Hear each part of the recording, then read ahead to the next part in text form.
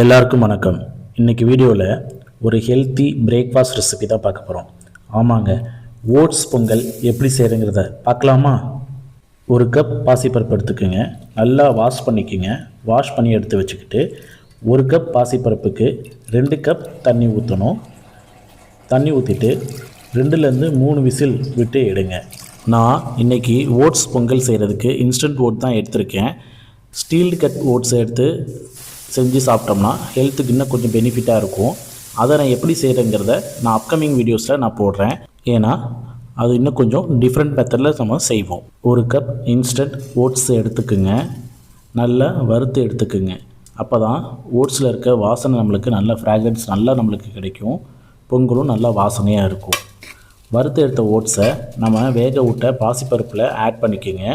நான் 1.5 கப் அளவு ஓட்ஸ் எடுத்திருக்கேன். ஸோ 1.5 கப் அளவுக்கு ஓட்ஸ் எடுத்தால் நீங்கள் 3 டம்ளர் அளவு தண்ணி ஊற்றணும்.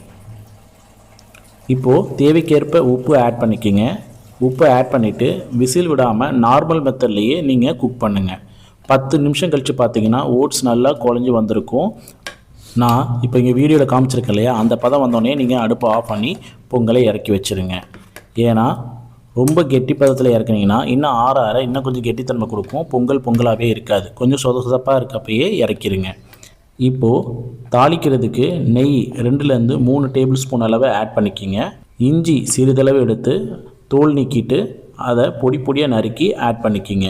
இஞ்சி நல்லா பொரிஞ்சு வந்ததுக்கப்புறம் மிளகு 1 டீஸ்பூன் அளவு, சீரகத்தூள் 1 டீஸ்பூன் அளவு, கருவேப்பிலை 1 கைப்பிடி ஆட் பண்ணிக்கிங்க. அடுப்பை ஆஃப் பண்ணிவிட்டு பெருங்காய பவுடர் ஒரு சின்ன பிஞ்ச் அளவு ஆட் பண்ணிக்கிங்க.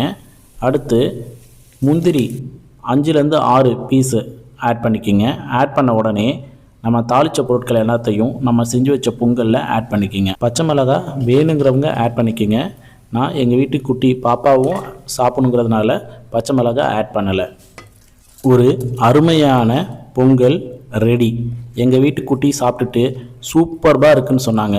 நீங்களும் உங்கள் வீட்டில் செஞ்சு பாருங்கள். செஞ்சு பார்த்துட்டு டேஸ்ட் எப்படி இருந்துச்சுங்கிறத கமெண்ட்டில் தெரிவிங்க.